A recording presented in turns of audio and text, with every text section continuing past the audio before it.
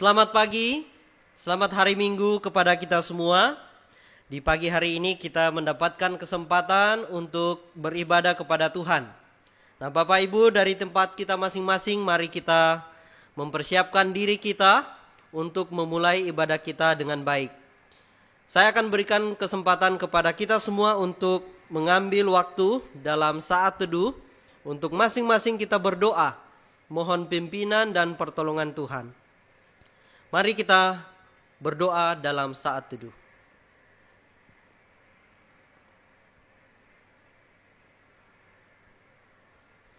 Amin. Bapak, Ibu, saudara-saudari sekalian, mari kita bangkit berdiri di tempat kita masing-masing.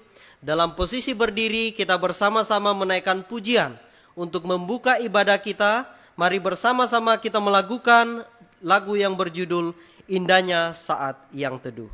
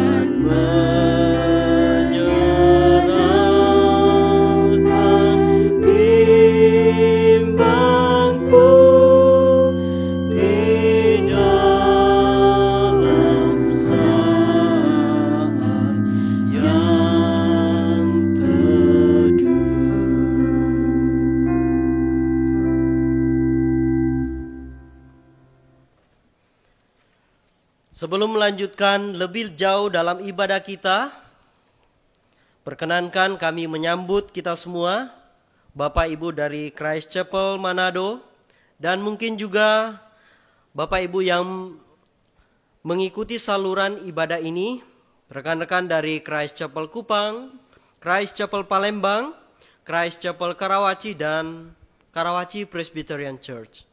Dan mungkin juga ada Bapak Ibu yang berkesempatan, yang mungkin mendapatkan kesempatan untuk mengikuti ibadah ini. Kami ucapkan selamat mengikuti ibadah.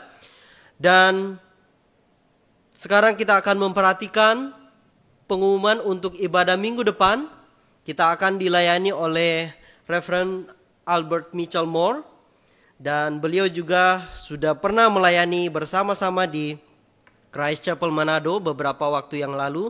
Dan bersyukur sekali kita akan mendapatkan kesempatan untuk kembali dilayani oleh beliau. Mari kita menyampaikan informasi ibadah ini kepada rekan-rekan kita yang lain untuk kita bisa diberkati bersama. Bapak, Ibu, Saudara-saudari sekalian, kita tetap berdiri dan kita masuk dalam panggilan ibadah.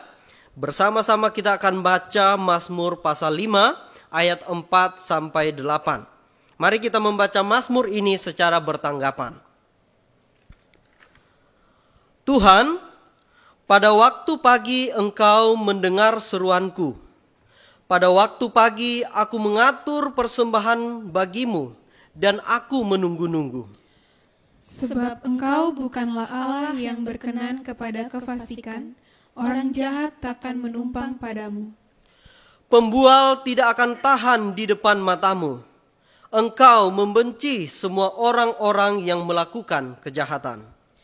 Engkau membinasakan orang-orang yang berkata bohong. Tuhan jijik melihat penumpahan darah dan penipu. Bersama-sama, tetapi aku berkat kasih setiamu yang besar, aku akan masuk ke dalam rumahmu, sujud menyembah ke arah baitmu yang kudus dengan takut akan Engkau. Mari bersama-sama kita memuji Allah kita yang agung dan mulia. Bersama-sama kita melakukan terpuji Engkau Allah Maha Besar.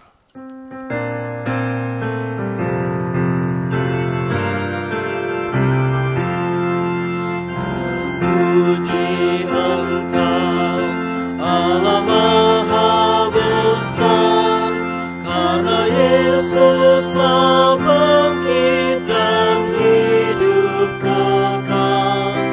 Haleluya, puji Tuhan. Haleluya, amin.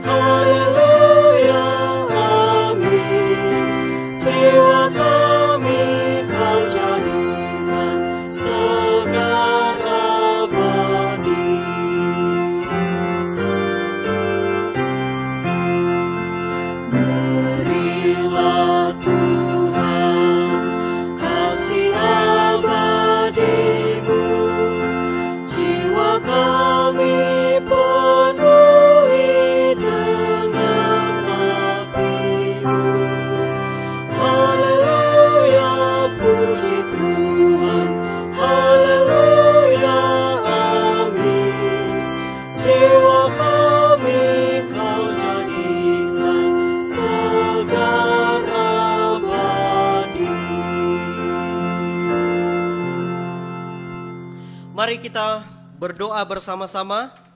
Dan di akhir doa ini kita akan bersama-sama menaikkan doa Bapa kami. Mari kita berdoa. Kami bersyukur, berterima kasih ya Allah Bapa di surga, untuk setiap kebesaran dan kemuliaan Tuhan yang Kau nyatakan kepada kami. Terima kasih ya Tuhan, kembali di pagi hari ini kami bersama-sama dari tempat kami masing-masing mengikuti ibadah ini ya Tuhan. Kami yakin dan percaya dengan keberadaan ini Tuhan yang terus menopang dan mengatur segala sesuatunya. Dan olehnya itu ya Bapa di surga, berkenanlah Engkau menuntun setiap acara demi acara, setiap bagian demi bagian dalam ibadah kami. Supaya sungguh ya Tuhan, nama-Mu yang kami tinggikan dan kami muliakan.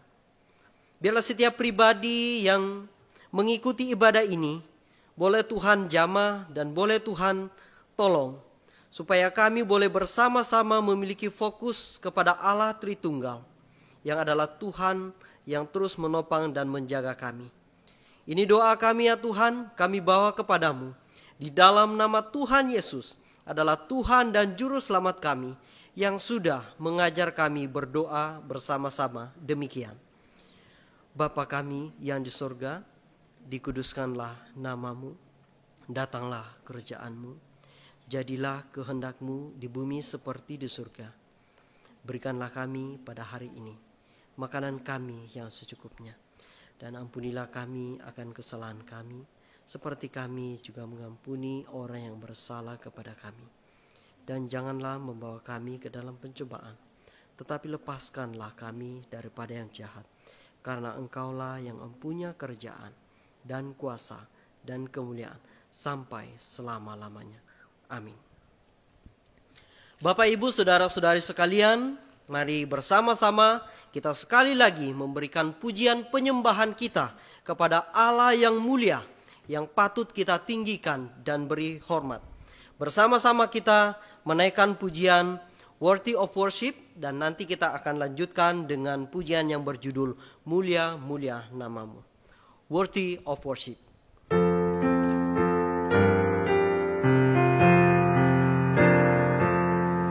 Worthy of worship, worthy of praise, worthy of honor and glory, worthy of all the songs we can sing, worthy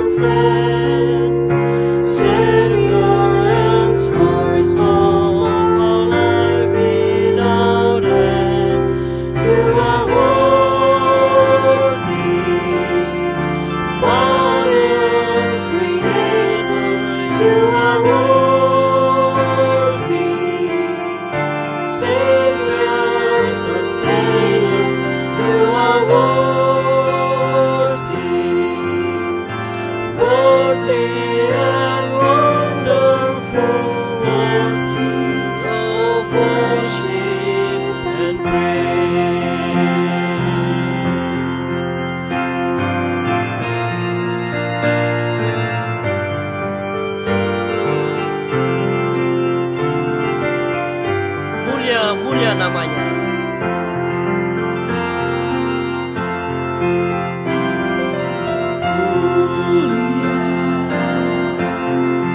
Mulia namanya, bagi Yesus kemuliaan puji sembah.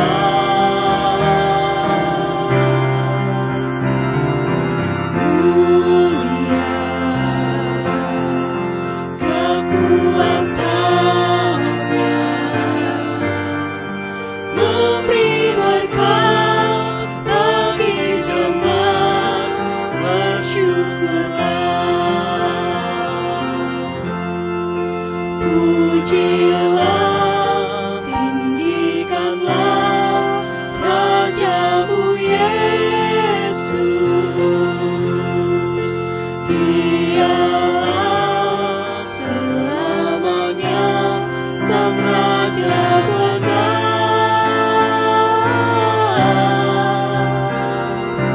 Mulia, mulia namanya, Sang Penebus, Maha Kudus, Maha Besar.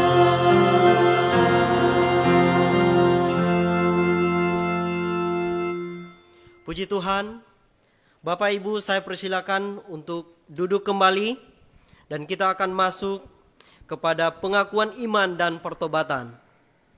Dalam pengakuan ini kita akan bersama-sama membacakan Katekismus Kecil Westminster, pertanyaan 23 dan 24.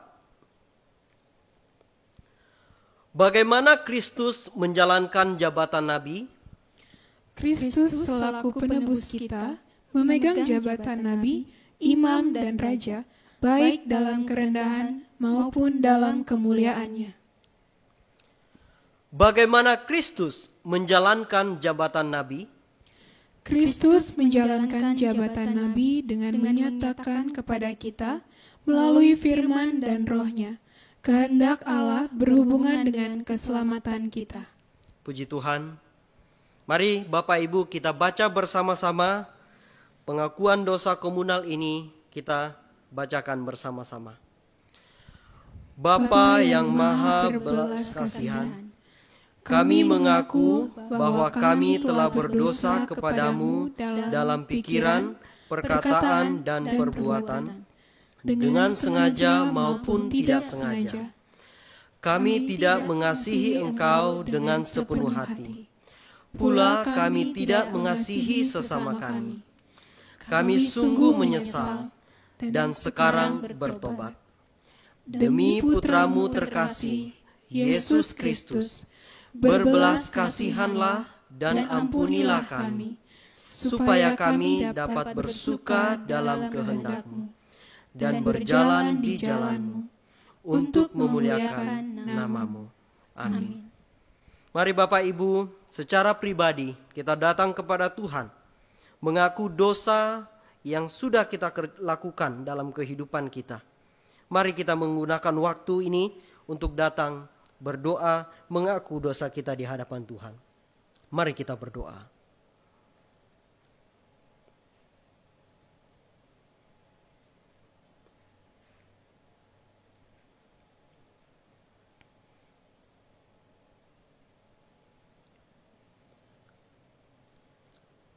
Ketika kita sudah mengaku dosa kita, dengarkanlah jaminan pengampunan dari Yesaya pasal 43 ayat 25. Demikian firman Tuhan. Akulah Dia yang menghapus dosa pemberontakanmu, oleh karena Aku sendiri, dan Aku tidak mengingat-ingat dosamu. Demikianlah besar kasih dan anugerah Tuhan kita, telah mengampuni dosa kita, dan sekiranya dalam pengakuan kita dalam ibadah kita hari ini, kita sungguh-sungguh mau menyerahkan hidup kita kepada Tuhan. Bapak, Ibu, Saudara-saudari sekalian, kita akan masuk dalam doa syafaat, dan saya akan memimpin doa syafaat ini. Mari kita berdoa. Kembali kami menaikkan syukur atas pimpinan dan pertolongan Tuhan. Kami bersukacita dan menaikkan syukur kami karena pribadi Allah Tritunggal yang terus menguatkan dan menopang kami. Di dalam Yesus Kristus, kami boleh mengenal Allah yang kudus dan mulia. Dan oleh pertolongan Allah Roh Kudus, kami setiap hari, setiap saat boleh dituntun dan diarahkan untuk hidup sesuai dengan kebenaran firman Tuhan. Terima kasih ya Bapa di surga, pada pagi hari ini kesempatan kami boleh dapatkan kembali untuk beribadah kepadamu. Terima kasih untuk setiap doa dan pujian, bahkan juga kami akan mendengarkan firman-Mu. Kami mohon campur tangan Tuhan, biarlah setiap pribadi yang mendengarkan, yang mengambil bagian dalam ibadah ini, kiranya Tuhan memberikan anugerah-Mu, belas kasihan-Mu kepada kami, supaya sungguh kebenaran firman-Mu boleh menjadi bagian setiap pribadi yang mendengarkan. Bapa di dalam surga, pada doa kami pada saat ini, kami mau berdoa mungkin setiap jemaat yang sedang tertunduk dalam doa pada saat ini. Kami tidak bisa sebut satu persatu setiap situasi hidup, mungkin pergumulan yang sudah dialami, yang sedang dialami ya Tuhan. Kiranya Engkau berbelas kasih, sekiranya ada yang sedang bersuka cita, sempurnakanlah sukacita yang dirasakan oleh setiap umat-Mu ya Tuhan. Biarlah sukacita yang mereka miliki ini boleh semakin membawa hormat dan kemuliaan kepada Engkau. Mereka memiliki hati yang mau tunduk dan mau memberikan segala sukacita ini untuk mengembalikan kepada Allah Tritunggal. Sekiranya juga ada yang berduka cita, ada yang bergumul dengan berbagai macam kesulitan, yang sekali lagi yang mungkin kami tidak bisa sebut satu persatu ya Tuhan. Kami mohon Engkau hadir bersama-sama dengan mereka. Berbelas kasihlah ya Tuhan kepada umat-Mu. Engkau menuntun dan menolong mereka, menguatkan mereka, supaya dalam situasi apapun yang mungkin pada saat ini adalah situasi yang sulit, mereka tetap memiliki pengharapan kepada Tuhan. Hati mereka tetap terarah kepada Tuhan. Dan dalam situasi hidup seperti ini, senantiasa kami semakin mengenal Engkau. Bapa di dalam surga, kami bersama-sama berdoa untuk setiap keluarga-keluarga Kristen, dimanapun berada ya Tuhan. Kami mohon campur tangan Tuhan untuk setiap pribadi dalam keluarga-keluarga Kristen ini. Sungguh-sungguh ya Tuhan, boleh dijamah oleh kuasa dari Allah Tritunggal. Setiap ayah boleh menjalankan tanggung jawab mereka, boleh menjadi imam untuk membimbing dan menolong setiap anggota keluarganya untuk datang kepada Tuhan dan beribadah kepada Tuhan. Berkati pula untuk setiap ibu, setiap istri yang Tuhan percayakan untuk menjadi penolong bagi setiap ayah dan suami. Kiranya Engkau memberikan hikmat bijaksana kepada mereka untuk menuntun, untuk menjadi pembimbing dalam setiap anggota keluarganya, membimbing anak-anak dan menolong suami untuk mengatur segala sesuatu dalam rumah tangganya. Biarlah ya Tuhan, dari para ibu, para istri, kebenaran firman-Mu terus diberitakan. Dan juga ya Tuhan, kami berdoa untuk setiap anak-anak dalam keluarga. Kiranya Tuhan, Engkau menolong dalam pertumbuhan iman mereka. Seiring pertumbuhan usia, kiranya Tuhan berbelas kasih, menganugerahkan pertumbuhan iman untuk semakin mengenal Engkau juga dalam hidup mereka. Bapa di dalam surga, kami berdoa juga untuk gereja Tuhan dalam melaksanakan ibadah-ibadah yang saat ini ya Tuhan, mungkin memang kami dibatasi untuk tidak berkumpul dalam satu gedung gereja. Tetapi biarlah semangat setiap pribadi untuk beribadah kepada Tuhan itu boleh menjadi bagian kami. Kami mohon pimpinan dan pertolongan-Mu, supaya dalam waktu-waktu ibadah yang boleh kami ikuti, sungguh-sungguh itu adalah waktu yang khusus untuk Tuhan. Waktu untuk kami menaikkan pujian kami, menaikkan doa kami, dan waktu di mana kami mendengarkan kebenaran firman-Mu. Kiranya Tuhan menolong setiap hamba Tuhan. Dalam setiap persiapan kiranya Tuhan mampukan untuk mempersiapkan kebenaran dan menjelaskannya kepada jemaat. Menguatkan, menghiburkan setiap domba-domba yang Tuhan percayakan. Bapa di dalam surga, kami juga mendoakan untuk pemerintah kami yang terus berupaya dalam pandemi ini ya Tuhan. Senantiasa kami terus gumulkan dalam doa kami bersama, kiranya Tuhan menuntun dan menolong mereka. Berikan hikmat bijaksana kepada pemerintah untuk mengerjakan dan mengatur segala sesuatu dalam masyarakat ya Tuhan. Tentunya ini ya Tuhan, kondisi pandemi ini kami hanya berharap kepada Tuhan. Kami hanya membutuhkan uluran tangan Tuhan, pertolongan-Mu ya Tuhan. Kiranya Engkau berbelas kasih kepada pemerintah kami untuk boleh melakukan penanganan-penanganan yang tepat. Segala sesuatu boleh mereka aturkan untuk kesejahteraan dan kehidupan masyarakat yang lebih baik. Secara khusus ya Tuhan, kami bersama-sama mempersiapkan pola hidup kami dalam new normal ke depan ini. Biarlah Tuhan menolong untuk setiap masyarakat boleh mengambil bagian secara bertanggung jawab untuk menjaga hidup, menjaga diri dan menjaga orang lain.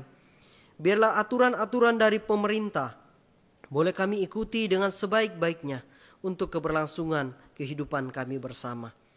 Terima kasih ya Bapa di surga, dan biarlah Engkau yang terus berkenan menuntun dan menolong kami dalam setiap pergumulan hidup yang kami hadapi. Dan biarlah kebenaran firman-Mu ya Tuhan, berita Injil yang terus kami dengar dan terus menjadi pahlawan di dalam situasi hidup yang kami hadapi. Perdengarkanlah ya terus ya Tuhan, biarlah gema berita Injil itu terus menjadi penguatan kepada kami semua, untuk kami mengerti bagaimana kami hidup di tengah-tengah dunia ini dan bagaimana kami hidup di hadapan Allah kami yang terus menopang dan memelihara kami. Terima kasih ya Bapa di surga. Ini doa syafaat kami dalam nama Tuhan Yesus. Kami sudah berdoa. Amin. Bapak Ibu, saudara-saudari sekalian, pada saat ini kita mendapatkan kesempatan kembali untuk memberikan persembahan syukur kita. Sambil kita memberikan persembahan syukur, kita akan menyanyikan lagu yang berjudul Through It All, dan dengarkanlah firman Tuhan yang mengingatkan kita ketika kita memberikan persembahan syukur, terambil dari 1 Tawarik pasal 29 ayat 17a. Aku tahu ya Allahku, bahwa Engkau adalah penguji hati yang berkenan kepada keikhlasan. Maka aku pun mempersembahkan semuanya itu dengan sukarela dan tulus ikhlas. Dan sekarang umat-Mu yang hadir di sini telah kulihat memberikan persembahan sukarela kepadamu dengan sukacita. Mari kita memberikan persembahan syukur kita dengan menyanyikan lagu yang berjudul Through It All. Untuk bait pertama, di bagian pertama kita akan mendengarkan solo, dan bagian kedua kita akan bernyanyi bersama-sama. Mari kita memberikan persembahan syukur kita.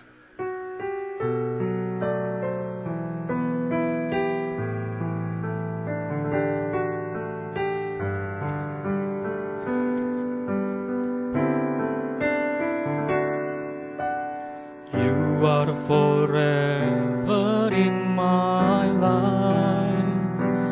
You see me through the seasons.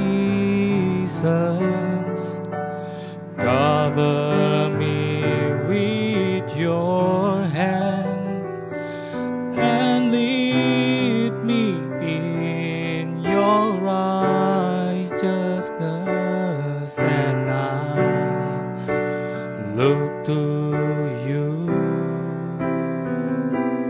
and I wait on you.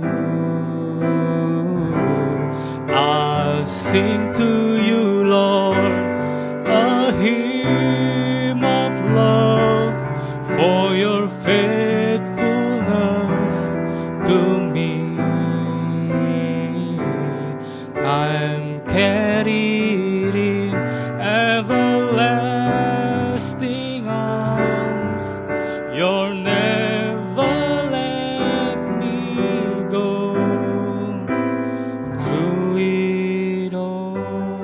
ulangi sekali lagi, bersama-sama kita menyanyikan lagu ini.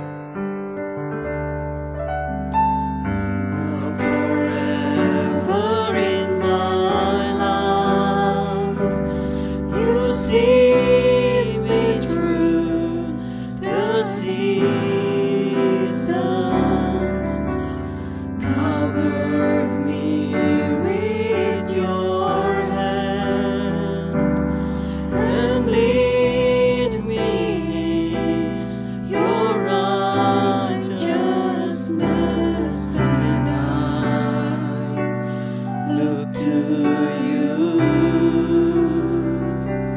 and I wait on you.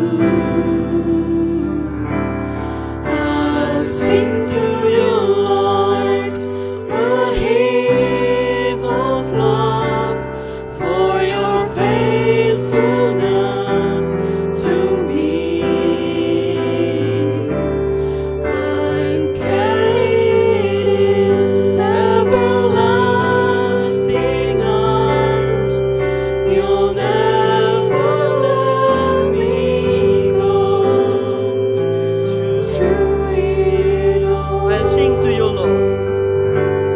I'll sing to you, Lord, a hymn of love for your faithfulness to me. I'm carried in everlasting arms. You'll never let me go. Through it all. Mari kita bawa persembahan kita dalam doa. Mari kita berdoa. Terima kasih ya Tuhan untuk kesempatan di pagi hari ini. Kami diberikan kesempatan untuk memberikan persembahan syukur kepadamu. Terima kasih ya Tuhan. Biarlah ya Tuhan persembahan ini adalah persembahan yang kami berikan dengan sukarela dan tulus ikhlas. Dan biarlah persembahan ini boleh dikelola ya Tuhan. Kami berdoa para setiap umat-Mu yang Kau percayakan untuk mengelola setiap rupiah ini. Berikan hikmat bijaksana kepada mereka ya Tuhan. Untuk mengelolanya ya Tuhan, supaya bisa digunakan dengan sebaik-baiknya dalam mengerjakan pelayanan yang Tuhan percayakan. Dan sekali lagi juga kami berdoa ya Tuhan, sekiranya kami tidak hanya bisa memberikan uang kami untuk kami persembahkan, tetapi biarlah ya Tuhan, senantiasa kami boleh diingatkan bahwa hidup kami adalah persembahan yang perlu kami berikan kepada Tuhan setiap saat, setiap hari dalam kehidupan kami. Pakailah kami ya Tuhan, pakailah hidup kami untuk menjadi alat-Mu dan untuk menyatakan kebenaran-Mu dimanapun kami berada. Terima kasih ya Bapa di surga, dalam nama Tuhan Yesus kami sudah berdoa. Amin. Bapak Ibu, saudara-saudara sekalian, tiba saatnya kita akan mendengarkan pemberitaan firman Tuhan. Dan kesempatan minggu hari ini sekali lagi kita akan dilayani oleh Reverend Dr. Rick Canada Jr. dalam judul Be Faithful Like Timothy. Selamat mendengarkan khotbah. Greetings from Karawaci Presbyterian Church to Karawaci Presbyterian Church as we're so spread out in these days, and also greetings to you who are from Christ Chapel Karawaci, Christ Chapel Manado, Christ Chapel Palembang, and Christ Chapel Kupang. Greetings in the Lord. We wish we could be together in person, but this is a good way at least to worship the Lord in the meantime. And we look forward to that day when we're back together in person. And this particular book that we're studying, the New Testament book of Philippians, is an excellent book to be considering in these days. It has a great message for those in that day, but also for us. And as we're thinking about this virus, this pandemic, we need to be praying for one another. We especially should be praying for our nurses and others who are working in the hospitals on the front line, and the dangers they face and the care they need to give. I would encourage you also right now to pray for one of our teachers from SLH Tomahan, a man named Ferry, who has the COVID-19 virus and is in the hospital there in Manado. We need to pray for one another and encourage one another all we can in these days. And that's essentially what Paul is doing here in the book of Philippians, seeking to encourage the Christians in Philippi. Now, remember, Paul is writing from the capital of Rome, where he is actually in prison awaiting a possible death sentence. And yet he's rejoicing in the Lord, whatever the outcome. And he's writing to Christians in the church in Philippi, a church he had established. It was actually the first Christian church in what we call Europe today. It's in what we would call modern-day Greece. And they were going through sufferings and trials too. And even as he's rejoicing in his suffering and trials, he's encouraging them to rejoice and trust the Lord in their trials.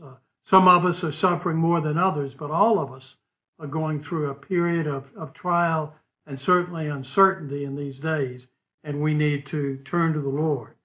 Now, and specifically this last Sunday in Philippians 2, verses 12 through 18, he urged the Philippians and he urges us to be faithful in the midst of suffering, to work out your own salvation with fear and trembling, with faith, with trust in the Lord, to trust and obey, to be faithful, to grow as Christians and live as Christians, to be sanctified even in a time of suffering.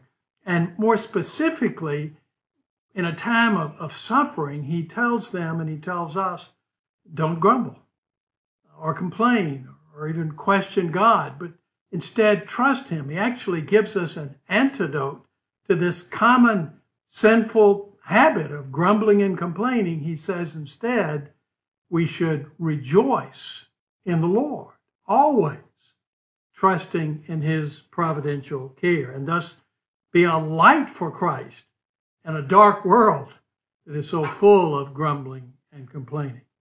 Now, this Sunday, he gives the Philippians and gives us two examples of people who were faithful.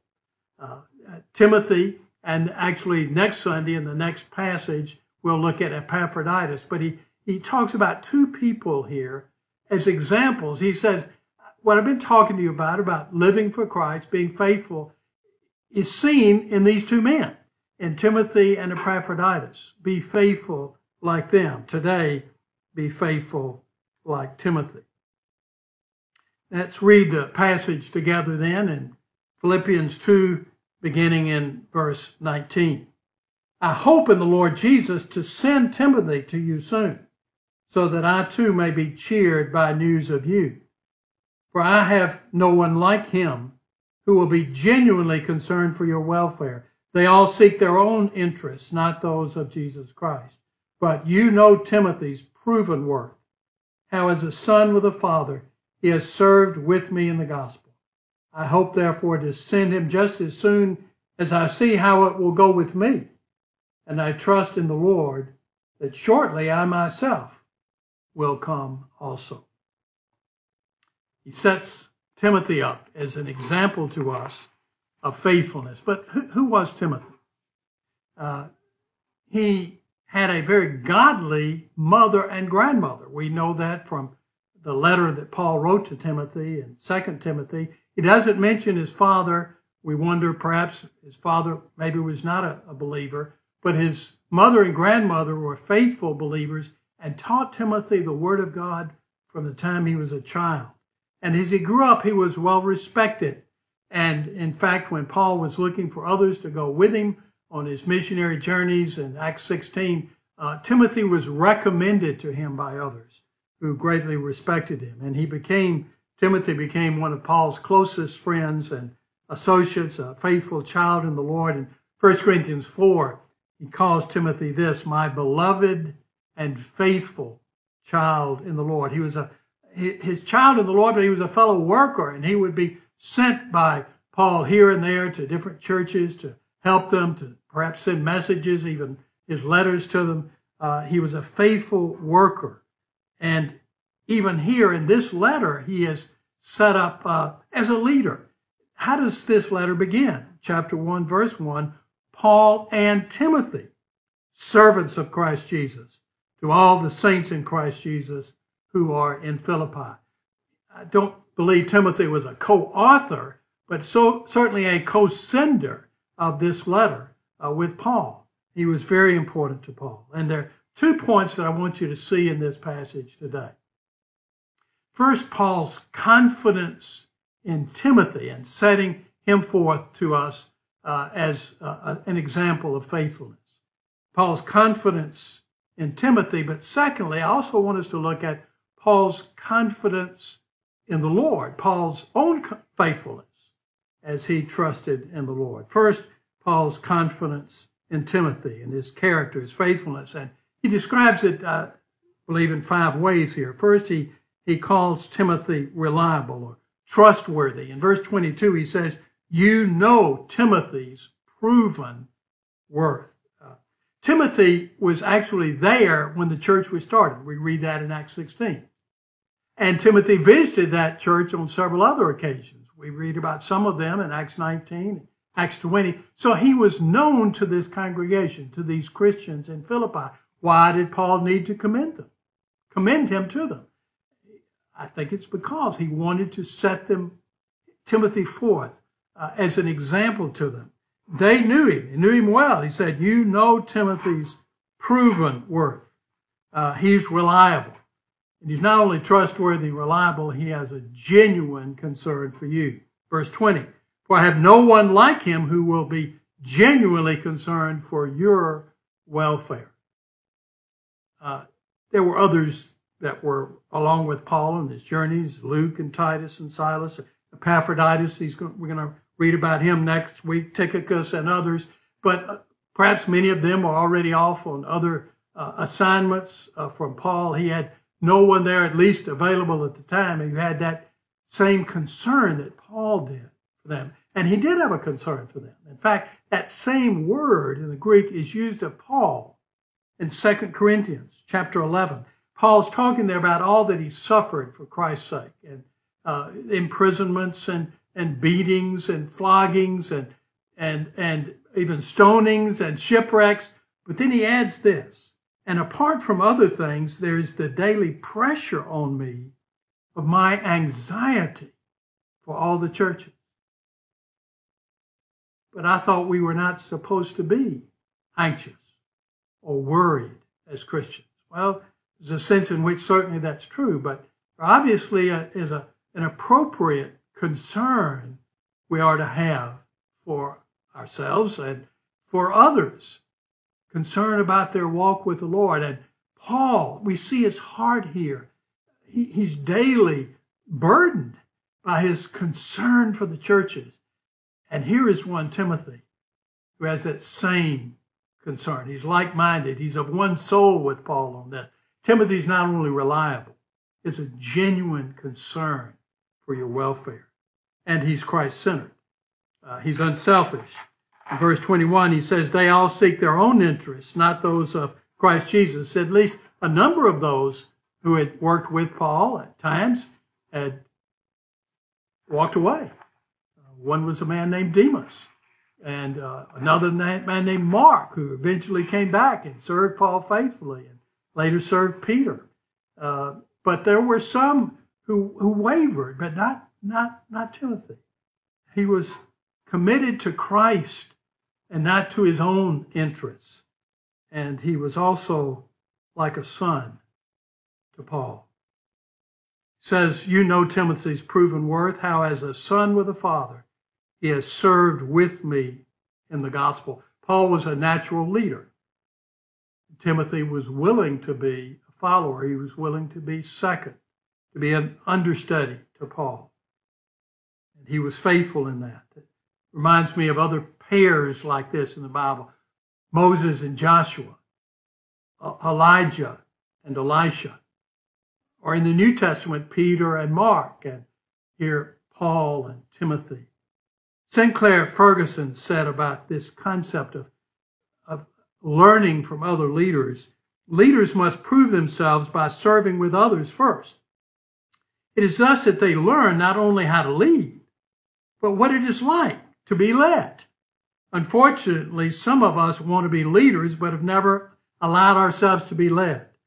Whatever leadership gifts we may have, we lack the one thing needful, a servant spirit. And I would say we learn to be servant leaders by serving those who are servant leaders, by serving with them. And Timothy served Paul and served with Paul and learned from him. And what he learned was to serve others. We see that he has served with me in the gospel. He's not only served me, he served with me in the gospel, concerned about the gospel, concerned about others coming to know the Lord Jesus Christ and trust him as Savior. He was committed to others. Alec Motyer says a Christian displays his total obedience to God by pouring himself out wholly for others. Or he says he puts the Lord first by seeking the spiritual good of others through a sacrificial gospel ministry. Paul reached out and served others. Timothy did the same thing. It was a great example. And these are echoes of what Paul has already said earlier in this chapter. Remember what he said to the Philippians in chapter 2, verse 3. In humility, count others more significant than yourselves. Let each of you look not only to his own interests, but also to the interests of others. Be concerned about others and follow Christ's example in that. As he goes on to say in verse 5, have this mind in yourselves, which is yours in Christ Jesus, who though he was in the form of God, did not count equality with God a thing to be grasped, to be held on to, but made himself nothing, taking the form of a servant. Being born in the likeness of men and being found in human form, he humbled himself by becoming obedient to the point of death, even death on the cross, becoming obedient, an obedient servant, serving others. He and set us that example. Christ did. He said, I did not come to be served, but to serve and to give my life a ransom for many. And we also are to be servants of others. Would others say that about you or about me, that he's not just concerned about his own interests, but he is genuinely concerned about the interests of others? That was true of Timothy. He was faithful. He was reliable, trustworthy. He had a genuine concern for others. He was Christ-focused, not inwardly focused on his own interest. He was like a son to Paul and served with Paul, but serving others. Timothy was faithful. Now let me think about a few applications of this before we go to our second point today. Who is your Paul? Who is your mother or father in the faith that have really poured their lives into you spiritually, who mentored you spiritually? For me, there's a long list. My mother and father were godly Christians, taught me the Bible and prayed with me and for me. I had good pastors in my church growing up, a good youth minister when I was a teenager, Jimmy Turner, seminary professors that discipled me. And then when I was first a young pastor, I worked with a senior pastor, Jack Oates, who taught me a lot. There have been a number of people who have poured into my life and been a blessing to me. And I need to be faithful, thinking about what they have poured into my life. Who has ministered to you in that way? And who is it that rejoices when they see you serving the Lord, grateful for the privilege they've had to have a part in that? Look and notice what Paul says here in verse 19. Again, I hope in the Lord Jesus to send Timothy to you soon, so that I too may be cheered by news of you. That's interesting. He wants to hear information, be sure they're okay, but Paul wants to be encouraged. He needs cheering and encouragement and help and and comfort. And what a comfort it is to those who have mentored us when they see us being faithful. Recently, Johannes Halim was sharing about his testimony and how he became a Christian, that he came from a non-Christian family background, went to a Christian school, and was a Christian school teacher that led him to faith in Jesus Christ. Later, his entire immediate family became Christians. And then he went to seminary, and now he's a minister of the gospel for KPC and serving with you in the Christ chapels. And he wished he could go back and tell her. It would be such an encouragement to her, but she's dead now and with the Lord. But perhaps that's not true for those who have poured into your life. Your parents, your mentors, your pastors, your teachers, how we need to encourage them, to cheer them by letting them know how we're continuing to be faithful to serve the Lord. Who do you need to speak to today, to write or call, to talk to thank them for what they poured into your life, to encourage them? And not only who is your Paul, but who is your Timothy in the faith? Who are you mentoring, seeking to love and to lead and be faithful to help them grow as Christians? Over the years, I would do this with my assistant pastors when I was in the church, or also with my elders and deacons. When I was heading up Reformed Theological Seminary, I worked especially with the leaders of the campuses, the campus presidents. Now in Indonesia, I had the privilege of working with Johannes and others, trying to encourage and support and help them. But it's also my own family. I seek to be faithful as a leader and an example and a mentor to my 2 daughters, and now to my 2 sons-in-law and to my 7 grandchildren. Who are you serving? Who are you reaching out to? Perhaps you're a teacher, and it's those students and their families, or a nurse and the people there in the school. But think about just those that the Lord has put in your place, in front of you, your own family. What are you doing to disciple them, to love them, to lead them in the right kind of way? And who is it that rejoices in your ministry, is grateful and encouraged by what you have poured into their lives? I think of what Paul said here about Timothy, encouraging him, commending him as one of proven worth. How do you think Timothy felt about that?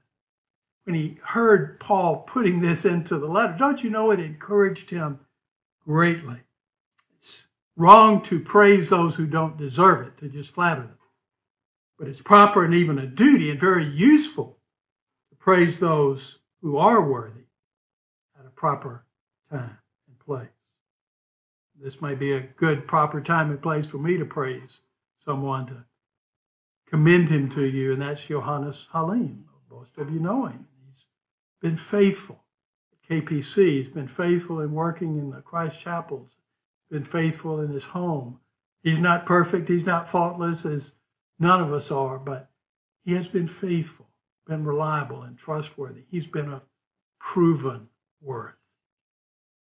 Follow men like him. That's the kind of faithfulness that God asks for in our lives.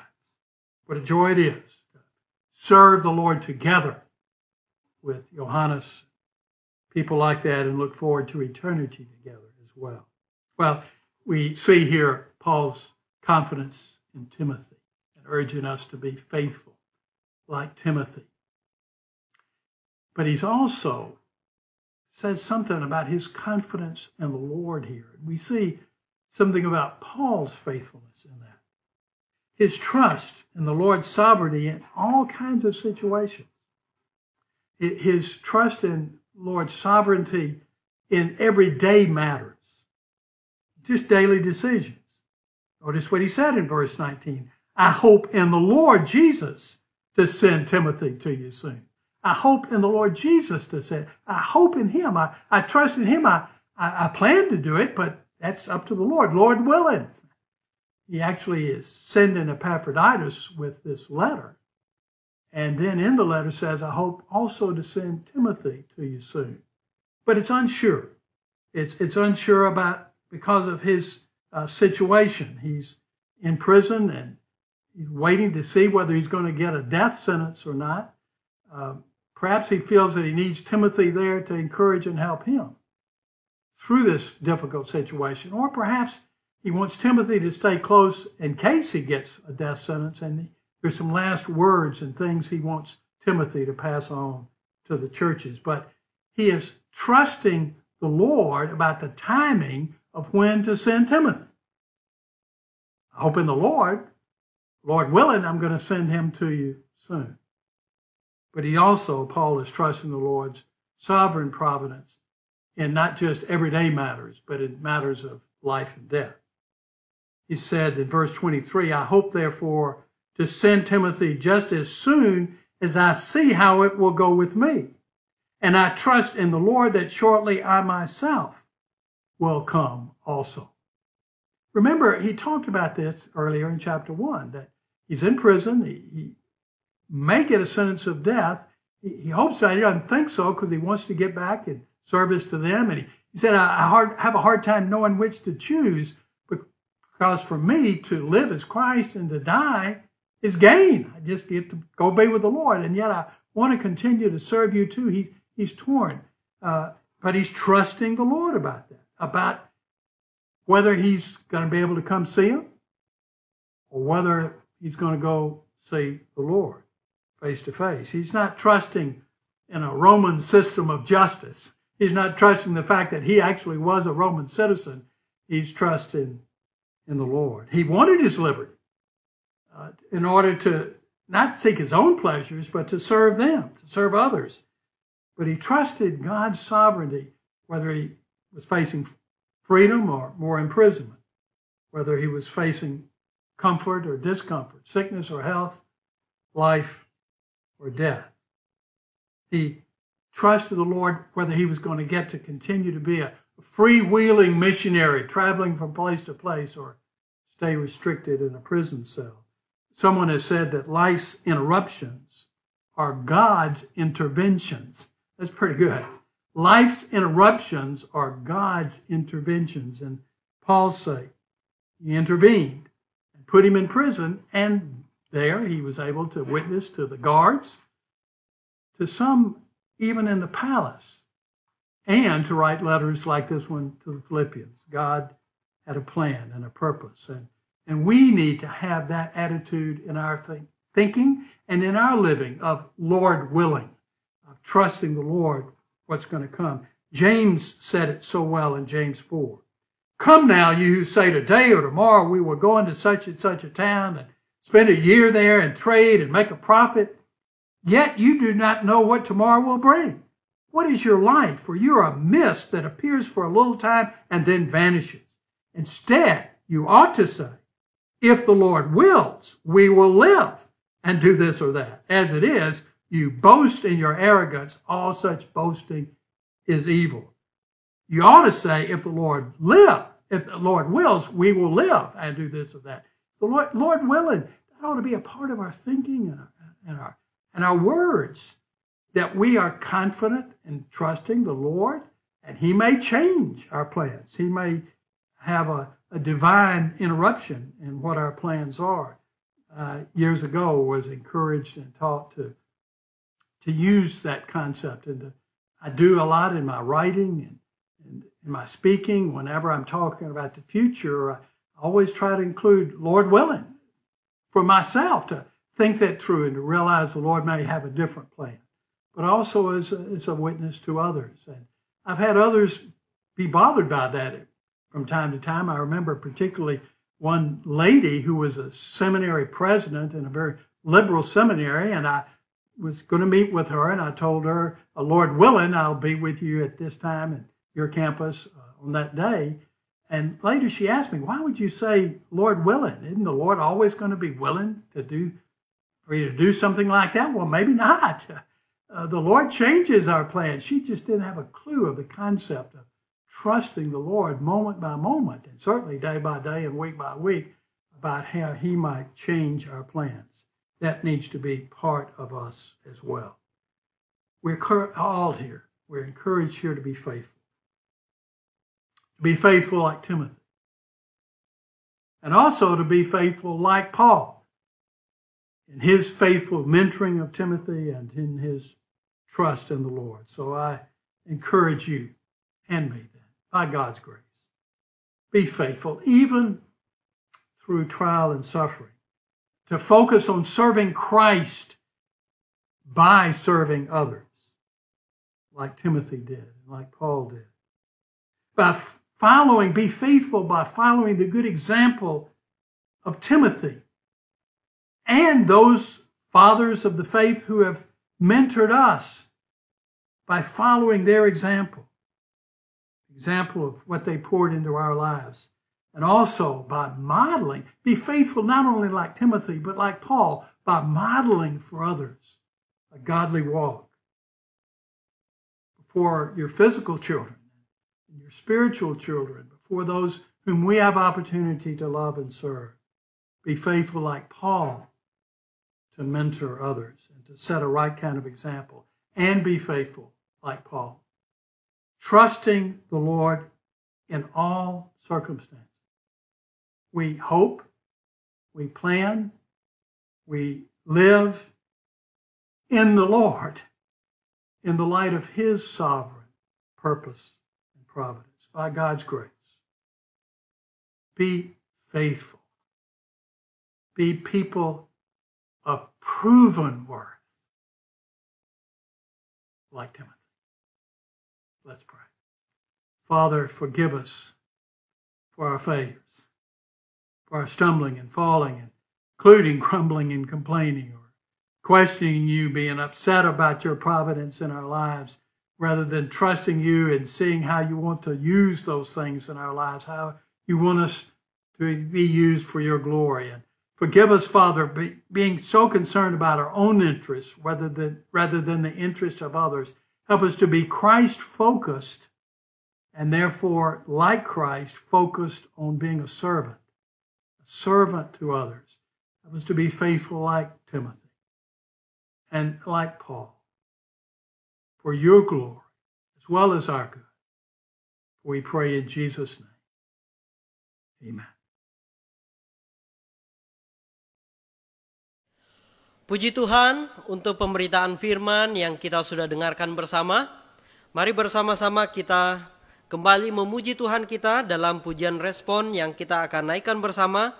Mari kita menyanyikan lagu yang berjudul Find Us Faithful. Kiranya juga pujian ini menjadi doa kita untuk terus setia dalam mengerjakan tanggung jawab yang Tuhan percayakan. Find Us Faithful.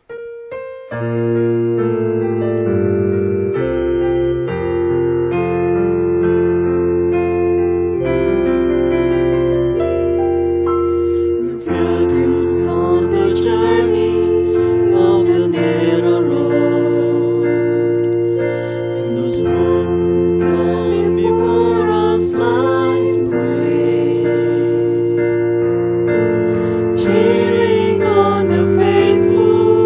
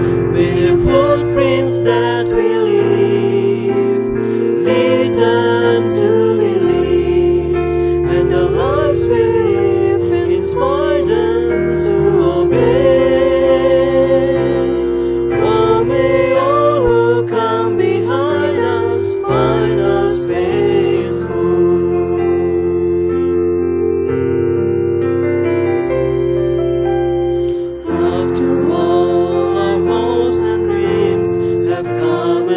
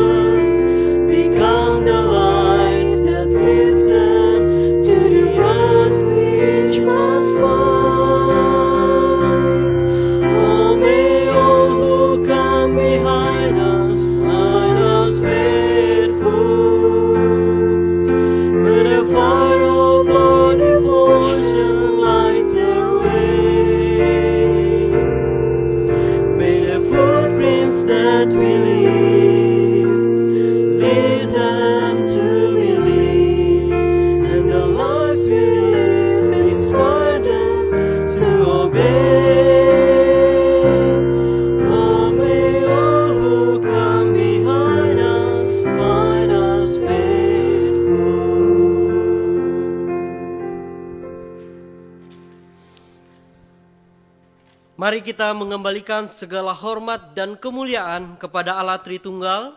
Saya undang kita semua bangkit berdiri dan kita menyanyikan doksologi.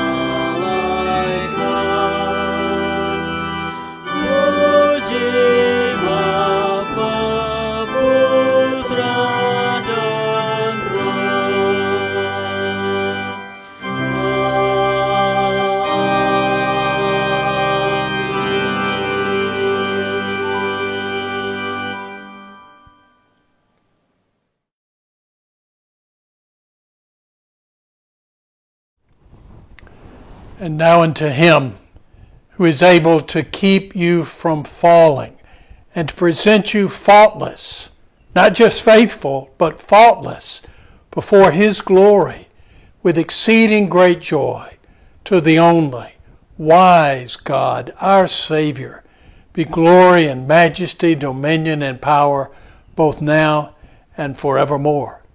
Amen.